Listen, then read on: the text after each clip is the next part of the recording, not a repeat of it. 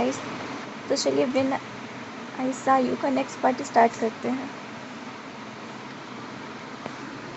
यूनमक के छोटे से एयरपोर्ट के बाहर चहल पहल के बीच में जब बिनचाओ ने विंग से पूछा था, मिस्टर अपना नाम तो बताते जाओ।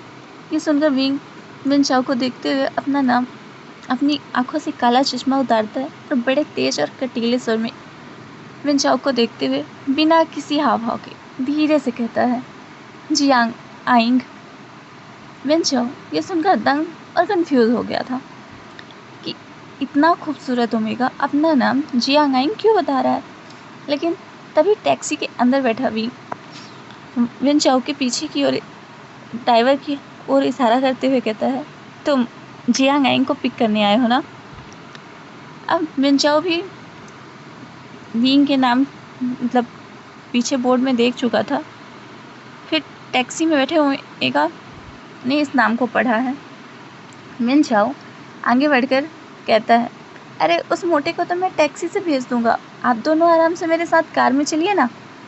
बिनचाओ की आवाज़ सुनकर विंग ने उसे एक एरोगेंट स्माइल दी और टैक्सी ड्राइवर को टैक्सी चलने के लिए बोला। बिनचाओ के मुंह पर धुआं छोड़ती टैक्सी रफ्तार पकड़कर उसके सामने से निकल चुकी थी और 2 पल के लिए बिनचाओ मायूस हुआ, लेकिन तभी उसे कुछ याद आया। हड़बड़ाहट में उसने अपने ड्राइवर के हाथ से उस बोर्ड को नीचे फेंका और उससे कहता है, तुम फटाफट इस टैक्सी के पीछे जाकर पता करो ये कौन से होटल में रुकी हैं और उन्हें बिल्कुल शक नहीं होना चाहिए। ड्राइवर भी झट से गाड़ी निकालकर विंग की गाड़ी का पीछा करने लगा। एयरपोर्ट से गुसू के क्लाउड रेस्टोरेंट मतलब होटल का 1 से 1.5 घंटे का रास्ता था और जिया ने वापस अपने कान पर हेडफोन्स लगाए और वो टेबलेट पर गेम खेलने में बिजी हो गई। वैसे जिया को देखकर कोई ये नहीं कह सकता था कि वो एक लड़की है। Jeans, sports shoes, T shirt, छोटे बाल और सर पर कैप। जिया की उम्र भले छोटी थी मगर उस पर मॉडर्न टेक्नोलॉजी का काफ़ी ज़्यादा प्रभाव था। गेमिंग की दुनिया में जिया को सब स्वीट एंजल के नाम से बुलाते थे। जिया को गेम खेलते हुए देखकर विंग सोच रहा था, पता नहीं जिया को यूनमक लाकर उसने सही काम किया या गलत। मोबाइल की रिंग से विंग अपने ख्यालों से बाहर आया तो उसने देखा कि उसके फादर का बार बार उसे फ़ोन आ रहा है। विंग ने बिना फ़ोन उठाए अपने मोबाइल को साइलेंट मोड पर कर दिया और आंखें बंद करके बैठ गया, मानो जैसे वो आने वाले तूफान के लिए खुद को मन ही मन तैयार कर रहा हो। अगले 1 घंटे विंग वो टैक्सी गुसो के क्लाउड रेसिस होटल में दाखिल होने में लगा। उसका पीछा कर रहा ड्राइवर मेन गेट पर ही रोक दिया गया। होटल का बेल बॉय विंग का इंतजार पहले से कर रहा था। विंग के आते ही बेल बॉय उसका सामान लेकर लिफ्ट की ओर ले गया। होटल का प्रीमियम फर्नीचर, आकर्षित करने वाले एम्बियंस और वेलकमिंग स्टाफ देखकर समझ में आ रहा था क्यों देश विदेश से आए टूरिस्ट गुसू की इस शानदार होटल में रुकना पसंद करते हैं। बेल बॉय ने विंग को लिफ्ट की तरफ ले जाते हुए बोला कि उसका बुकिंग प्रेसिडेंशियल सूट में है जो होटल के टॉप फ्लोर पर है। लिफ्ट में दाखिल होते ही बेल बॉय ने 24th फ्लोर का बटन दबाकर विंग से कहा, सर इस टॉप फ्लोर पर सिर्फ 2 ही अपार्टमेंट्स हैं, एक आपका और दूसरा हमारे होटल के मालिक मिस्टर लान वांग जी का। वो अपने बेटे और अपने भाई के साथ यहीं रहते हैं। कुछ ही पल लिफ्ट 24वें माले पर पहुंच गई थी। लिफ्ट का दरवाज़ा खुलते ही विंग ने देखा कि यह फ्लोर होटल के बाकी फ्लोर से ज़्यादा सुकून वाला था। इतना सुकून जितना विंग शायद अपने घर पर भी महसूस ना किया हो। विंग के रूम के पास जाकर बेल बॉय ने कार्ड से दरवाज़ा अनलॉक किया। वो कार्ड विंग के हाथ में देकर और सामान वहीं छोड़कर चला गया। जिया अभी भी गेम खेलने में बिजी थी। विंग जिया को रूम के अंदर ले कर गया और उसने रूम का दरवाज़ा बंद कर लिया। और इधर प्रेसिडेंशियल सूट में एक काफ़ी लग्जरी अपार्टमेंट था, मॉडर्न और कंफर्टेबल बेडरूम, एक शानदार लिविंग एरिया और बड़ी सी बालकनी जहाँ से पूरा गुसू का नज़ारा दिखाई दे रहा था। ये प्रेसिडेंशियल सूट हर कोई अफोर्ड नहीं कर सकता था, क्योंकि कमरे का एक दिन का किराया ही 25,000 था। मगर वर्ल्ड फेमस न्यूरोसर्जन डॉक्टर बिभूषियान उफ बीइंग, इसमें क्या फ़र्क पड़ने वाला था। थोड़ी देर नई जगह का आनंद उठाने के बाद जिया थक कर बिस्तर पर सो गई। बीइंग प्यार से उसे चादर उठा रहा था, तभी उसका फ़ोन वाइब्रेट हुआ। बीइंग ने देखा उसके फादर का फ़ोन आ रहा है। बीइंग की फ़ोन की आवाज़ से कहीं जिया जाग न जाए, इसलिए हड़बड़ाहट से बेडरूम से बाहर आया और बेडरूम का दरवाज़ा बंद करके फ़ोन उठाया। जैसे ही बीइंग ने फ़ोन उठाया, जियांग फेंगमियान गुस्से में तिलमिलाकर कहा, being, what kind of behaviour is this? Win चाओ 2 घंटे तक एयरपोर्ट पर तुम्हारा इंतज़ार कर रहा था और तुम उसके साथ क्यों नहीं आए? कहाँ हो तुम? इस पर बड़े ही शांत अंदाज में बीइंग ने अपने वापस कहा, बस आ रहा हूँ मैं। ये कहते ही बीइंग ने फ़ोन काट दिया। न जाने क्यों बीइंग काफ़ी डिस्टर्ब हो गया। फेंगमियान ने बचपन से लेकर आज तक बीइंग के साथ चाहे जैसा भी बिहेव किया हो, आखिर वो थे तो उसके पापा, जिनसे बीइंग 6 साल बाद मिलने वाला था। बीइंग ने कुछ सोचकर होटल को बाहर से लॉक किया और वो होटल की लॉबी में लिफ्ट के पास आकर लिफ्ट के आने का इंतज़ार कर रही थी। तभी बीइंग के फ़ोन पर उसके असिस्टेंट का फ़ोन आया। बीइंग ने फ़ोन पिक किया तो द असिस्टेंट ने बीइंग का हाल पूछते हुए कहा, सर, आशा करती हूँ आपकी फ़्लाइट सेफ़ और कंफर्टेबल थी और आपकी नींद भी पूरी हुई होगी। याद है ना आपको, रोज़ कंपल्सरी 8 घंटे सोना ही है। बीइंग उसकी बात काटते हुए कहता है, हाँ हाँ याद है। तुम ये बताओ, तुमने मुझे फिर से यही बात बताने के लिए फ़ोन किया है जो तुम पिछले 1 महीने से मुझे रोज़ बताते आ रहे हो, या आज कुछ नई बात बताने के लिए फ़ोन किया है? असिस्टेंट थोड़ा हिचकिचाते हुए बोलता, सर, वो फिर से बिजनेस टाइकून लान वांगची का मेल आया है। वो अपने ग्रैंडमा का इलाज देश के सबसे बड़े डॉक्टर न्यूरोसर्जन बिभूषियान यानी आपके पास करवाना चाहते हैं। इस वक्त वो गुसू में हैं और आप भी वहीं हैं, तो मैंने सोचा मैं अपॉइंटमेंट फिक्स कर दूं। लेकिन तभी बीइंग ने कड़क स्वर में कहा, बिल्कुल नहीं। ये बड़े लोग अपने बड़े बुजुर्गों की चिंता का सिर्फ ढोंग करते हैं। इनका असली मकसद तो कुछ और ही होता है, बुजुर्गों की प्रॉपर्टी, बिजनेस या कुछ और। हमें इन लोगों से दूर ही रहना चाहिए। और वैसे भी युनमक आने के पीछे मेरा मकसद कुछ और है। उस मकसद में मैं अपना ध्यान नहीं भटकना चाहती, अपना ध्यान नहीं भटकाना चाहता। और हाँ, ये मत भूलो कि इस वक्त मैं ऑफिशियल लीव पर हूँ। असिस्टेंट बीइंग का, जो कि सिर्फ असिस्टेंट ही नहीं दोस्त भी था, उसने उसके मूड को लाइट करते हुए कहा, okay sir, as you wish. मगर एक बात आपको बता दूं, मैंने सुना है मिस्टर लान वांगची की पर्सनैलिटी काफ़ी डैशिंग है, टॉल, हैंडसम, और हाँ, इतनी सी उम्र में इतना बड़ा बिजनेस टाइकून। देश की काफ़ी लड़कियां और काफ़ी सारे ओमेगा उनसे सिर्फ बात करने के लिए मर मिटने को तैयार हैं, और आप हैं कि लान वांगची आपसे खुद मिलना चाहते हैं और आप उन्हें अवॉइड कर रहे हैं। अगर लाइफ में थोड़ा सा रोमांस आ भी जाता है तो इसमें नुकसान क्या है? बाकी आपकी मर्जी, सोच लो। मैं आपको लान वांगची की फ़ोटो भेजूं? विंग समझ गया था कि उसका असिस्टेंट अब उसकी टांग खींच रहा है। तभी विंग ने लिफ्ट को अपनी ओर आते देखा और जल्दी में कहा कि अगर ऐसा है तो तुम एक काम करो, तुम ही उसे डॉक्टर भूषियान बनकर मिल लो। और वैसे भी यहाँ डॉक्टर भूषियान के चेहरे को कोई नहीं जानता। यहाँ तो मैं सिर्फ जियांग आई हूँ। अब चलो फ़ोन रखो। लेकिन असिस्टेंट ने जल्दी में बोला, ठीक है, hope you enjoy your vacation.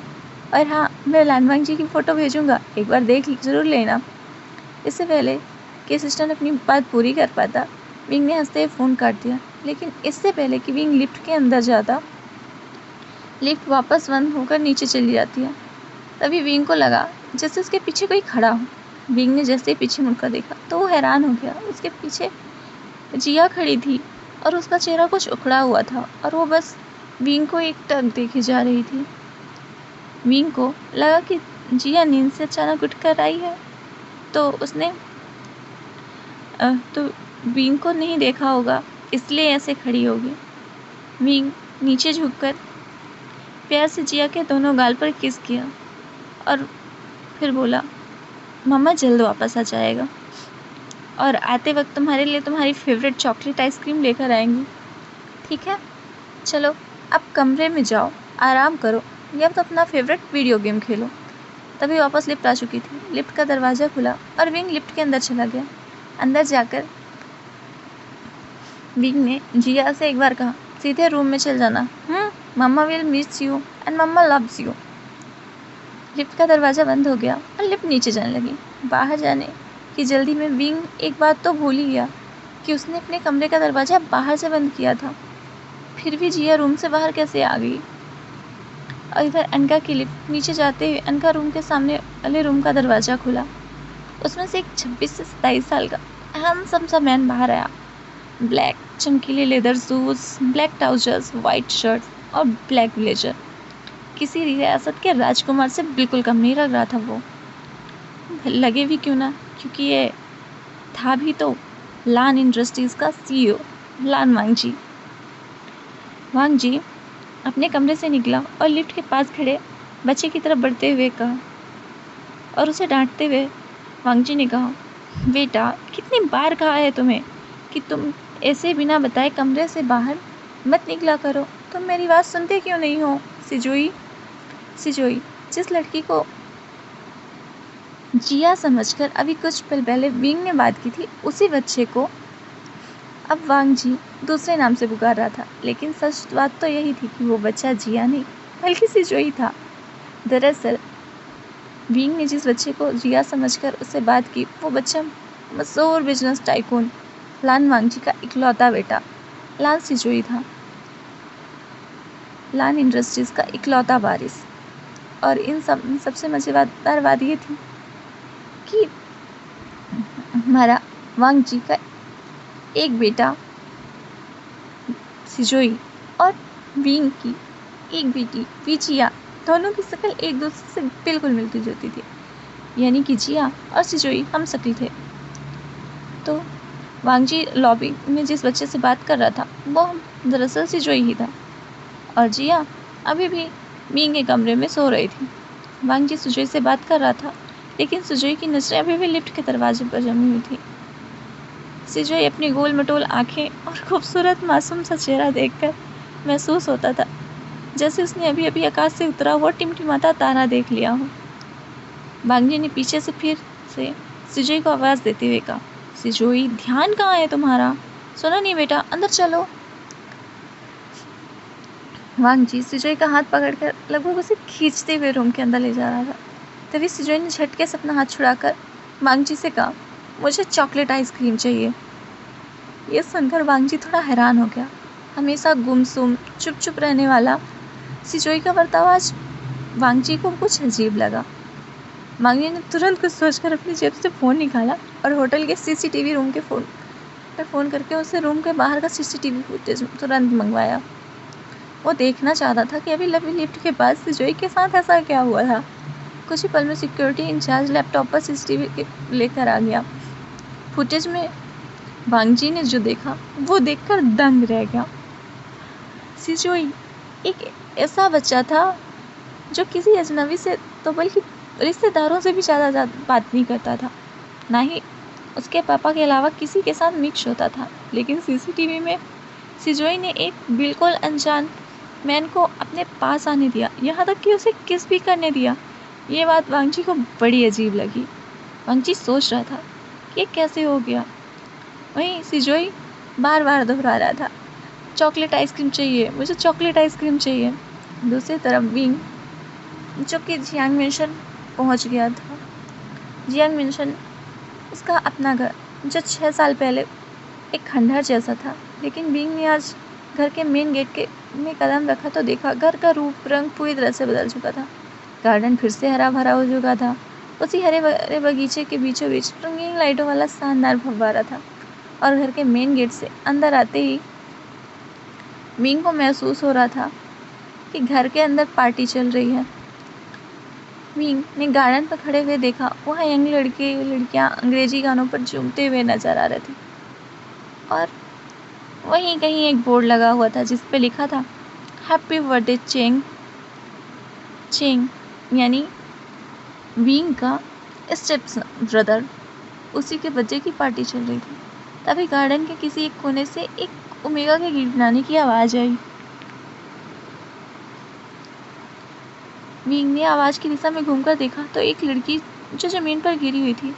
जैसे वो लड़की अपने कपड़े साफ करती हुई उठी और विंग को याद आया कि ये लड़की तो उसकी आंट चिंगशी की बेटी है। अगले साल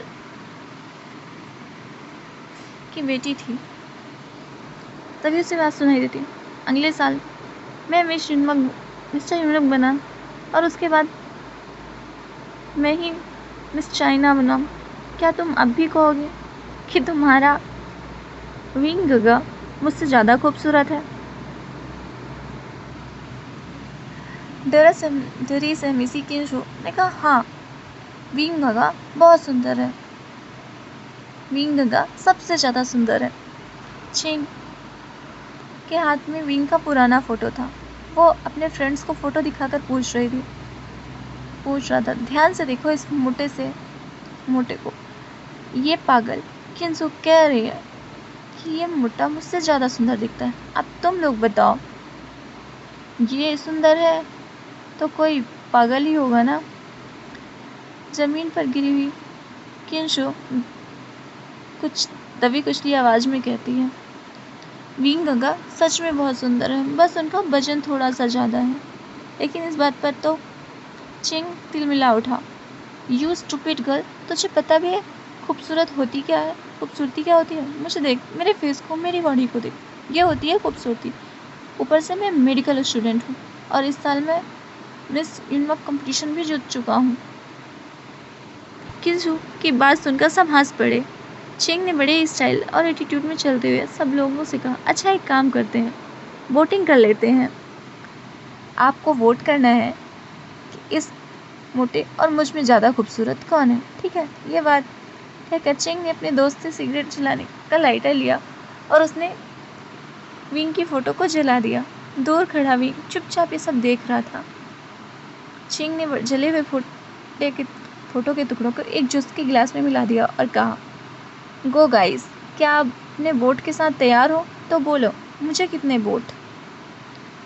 चिंग के सारे दोस्त अपना हाथ चिंग को वोट देने के लिए एक साथ हवा में उठा दिए। बेचारी किंसु, सारे वोट तो मुझे ही मिल गए। तुम तो हार गई। चलो कोई बात नहीं, अब हार गई तो तुम्हें सज़ा भी मिलेगी। तो तुम्हारी सज़ा ये है कि तुम्हारी इस खूबसूरत गगा के जले हुए फ़ोटो की राख को मैंने इस जूस में मिलाया है। तुम्हें बस इसे पीना है। लेकिन जैसे ही किंसु उस जूस को पीने से मना किया, चिंग ने किंसु के मुंह को अपने हाथ से पकड़कर उसके गालों को दबाया और चिंग ने किंसु को ज़बरदस्ती वो जूस पिलाने की कोशिश की। लेकिन इससे पहले कि वो किंसु के मुंह में वो जूस डाल पाती, इन वक्त पर एक हाथ बीच में आकर चिंग का हाथ पकड़कर उसे रोक देता है। ये हाथ विंग का था। विंग ने गुस्से से चिंग का हाथ इतना कस के पकड़ा था कि चिंग की तो चीख ही निकल गई। बिन माँ का विंग बचपन से ही किंसु ने उसे माँ का प्यार मिला था और किंसु तो मानो विंग की कजिन नहीं बल्कि सगी छोटी बहन हो। विंग किंसु की तरफ बढ़ ही रहा था, इतने में उसे लगा कि किंसु की हालत कुछ ठीक नहीं है। ऐसा लग रहा था कि उसे काफ़ी वक्त से उसका मजाक उड़ाकर उसका तमाशा बना रहे थे। और इन सब का लीडर था चिंग। हाथ में वाइन का गिलास, लाल रंग का शर्ट और ब्लैक रंग के पैंट्स में गोल्डन रंग के शूज़। चिंग किसी ग्लैमरस मॉडल से कम नहीं लग रहा था और किंसु ठीक से उठ पाए उससे पहले ही चिंग ने किंसु को उसकी कलाई से पकड़कर वापस ज़मीन की ओर पटक दिया।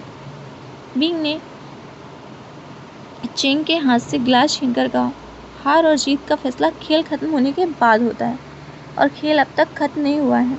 विंग ने ज़मीन पर गिरी किंसु को उठाया। किंसु विंग की आंखों को गौर से देखा। किंसु इन आंखों को इस आवाज़ को पहचानती थी। वो समझ गई ये कोई और नहीं बल्कि उसके विंग गगा हैं। किंसू ने विंग का नाम लेकर तुरंत उसे गले लग गई। ये देखकर चेंग शॉक था। अपनी आंखों पर यकीन नहीं हो रहा था। वो समझ नहीं पा रहा था कि कल तक 120 किलो का विंग आज इतना फिट, फाइन एंड गॉर्जियस कैसे दिखने लगा। ये चमत्कार आखिर हुआ कैसे। आसपास के खड़े लोग, चेंग के सभी दोस्त भी सरप्राइज थे। दोस्त आपस में ही बातें करने लगे। पहला बोला, अरे यार ये विंग इतना खूबसूरत कैसे हो गया। तो दूसरा बोलता है, ये तो किसी फिल्म के हीरो से कम नहीं लगता। तो बोला, oh my God he look so gorgeous. सबकी बातें सुनकर विंग ने बड़े ही रुआब से कहा, चलो जीत किसकी हुई ये तो पक्का हो गया। अब तो ये सजा तय ही की गई थी तो पूरी कर ली जाए। ये कहते हुए विंग ने चेंग की कलाई को पकड़ा और चेंग को वही जूस का गिलास चेंग को ही पीने को कहा। चेंग ने गुस्से से विंग का हाथ झटक दिया जिससे जूस का गिलास नीचे गिर गया। चेंग गुस्से में झुलस रहा था और बोलता है, ये कैसे हो सकता है, तुम इतने बदल कैसे गए। और तभी गिलास की टूटने की आवाज़ सुनकर जियांग फैमिया और मैडम हो मतलब विंग की स्टेप मदर वहाँ पर भागते हुए आ गई। उनके वहाँ देखते ही चेंग ने नाटक शुरू कर दिया और एकदम से बेचारा बनकर कहने लगा, देखो ना पापा, आज मेरी बर्थडे पार्टी में आकर विंग गगा मेरी पार्टी ख़राब करना चाहते हैं। मैंने सिर्फ इनसे इतना ही पूछा कि इन्होंने अपना वजन कैसे घटाया, तो ये मुझसे कहने लगे कि ये मुझसे ज़्यादा खूबसूरत है। भला तुम्हारी औकात ही क्या है मेरे सामने। ये कहते हुए चेंग झूठ मूठ कर रोने लगा। इससे पहले कि विंग अपनी सफाई में कुछ कहता, हमेशा की तरह ही जियांग फैमिया बिना सच्चाई जाने विंग को ही डांटना शुरू कर दिया। बस करो अब विंग, बहुत तमाशा हो गया। एक डिवोर्स पेपर पर साइन करने के लिए कितना नाटक करोगे, और घर के अंदर चलो, कुछ ज़रूरी बात करनी है तुमसे। ये कहकर जियांग फैमिया और मैडम यू विंग का हाथ पकड़ कर उसे अंदर ले गए। घर में घुसते ही जियांग फैमिया ने दरवाज़ा बंद किया। 6 साल बाद अपनी बेटे से मिलने की कोई खुशी न जताते हुए सीधा मुद्दे की बात करते हुए जियांग फैमिया सीधे मुद्दे की बात शुरू कर दी। देखो विंग, जो हो गया सो हो गया। हम लोगों को और परेशान करके तुम्हें क्या मिलेगा। तुम मेहरबानी करके 2 कागजात पर साइन कर दो। विंग ने देखा कि उसके सामने की टेबल पर 2 पेपर्स और एक पेन पड़ा था। विंग ये सुनकर थोड़ा चौंक गया। वो यहाँ अपने डिवोर्स पेपर पर साइन करने आया था, फिर ये दूसरे पेपर किस चीज़ के थे। फैमिया ने मानो विंग के मन की बात सुन ली हो। वैसे उसने कहा, दरअसल तुमसे डिवोर्स लेने से बाद हम यानी कि मैं और तुम्हारी नई माँ चाहते हैं कि बेन चाओ और चेंग की शादी हो जाए। बेन चाओ को भी इस शादी से कोई एतराज़ नहीं है और चेंग तो पहले से ही बेन चाओ को पसंद करता है। तो बस बेन चाओ के फादर की एक ही इच्छा है। ये कहते हुए जियांग फैमिया ने अपना गला साफ किया, मानो जैसे वो कुछ बोलने की हिम्मत जुटा रहे हों।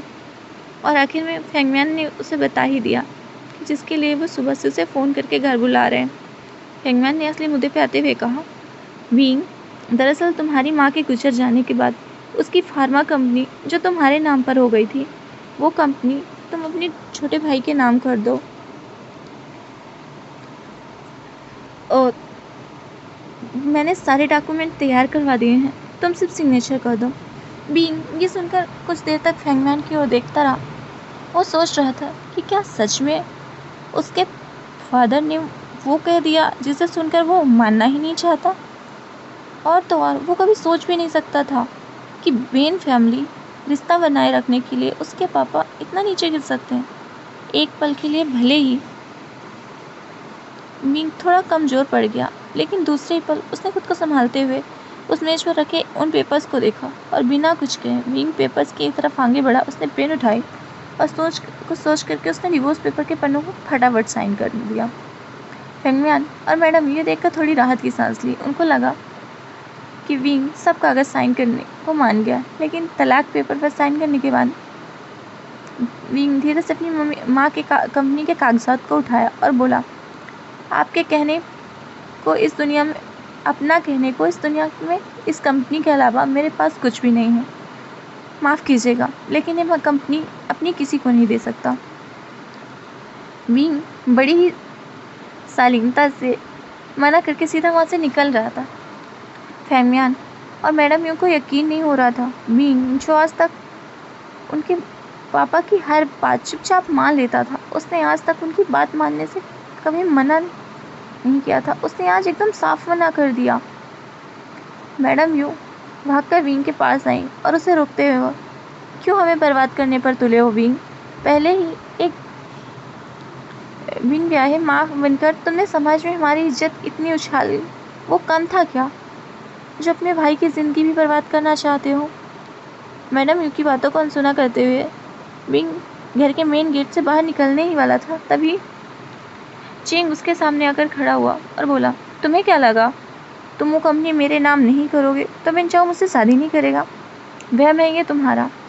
बिन चाओ मुझसे शादी करने के लिए इसलिए चाहता है क्योंकि उसे मैं पसंद हूँ, ना कि तुम्हारी उस फैक्ट्री के लिए जिसे उसे तुम्हारे साथ करनी पड़ी थी। और तुम ये सब नहीं देख सकते क्योंकि तुम बचपन से ही मुझसे जलते हो। विंग एक कटाक्ष भरी मुस्कान के साथ चेंग से कहा, और कौन किससे जलता है? इसका नमूना तुम बाहर दिखा चुकी हो। और रहा सवाल बचपन का, तो तुम्हें तो आदत है मेरी हर चीज़ को छीनने की। मेरे लिए जो भी अच्छे कपड़े, खिलौने, जो कुछ आता था तुम रख लेते थे। लगता है अभी भी वो आदत गई नहीं तुम्हारी। जिस लड़की को मैंने डिवोर्स दिया उससे से तुम शादी करना चाहते हो, तो ठीक है कर लो, कोई बात नहीं, मगर कंपनी तो मैं नहीं दे सकता। बचपन में विंग का फ़ायदा हर कोई उठा लेता था। इसके बावजूद उसके मुंह से कभी चूं तक नहीं निकलती थी। शायद इसीलिए सबने सोचा होगा कि अभी भी विंग को बहला फुसलाकर समाज और भाई के भविष्य का बहाना देकर फ़ायदा उठाया जा सकता है। लेकिन किसी को नहीं पता था विंग का शरीर ही नहीं, उसका मन, उसके विचार इन 6 सालों में बदल चुके हैं। आज विंग को इस तरह सबके अरमानों पर पानी फिरता देखकर सब लोग शॉक थे। विंग के मुंह से ऐसे तीखे शब्द चेंग पहली बार सुन रहा था। अब चेंग का पारा 7वें आसमान पर था। वो घुर्राती हुए आवाज में विंग से बोला, समझते क्या हो खुद को? वजन घटा लिया तो जवान भी लड़ाना सीख गए। चाहे कुछ भी हो कह लो, मैं कल भी तुमसे ज़्यादा खूबसूरत था और हमेशा तुमसे ज़्यादा खूबसूरत दिखूंगा। दिखने में भी तुमसे आगे और पढ़ने में भी मैं तुमसे आगे हूँ। कुछ ही साल में डॉक्टर बन जाऊंगा और मुझ जैसे ओमेगा को छोड़कर विन चाओ तुम्हारे पास वापस आ ही नहीं सकता। चेंग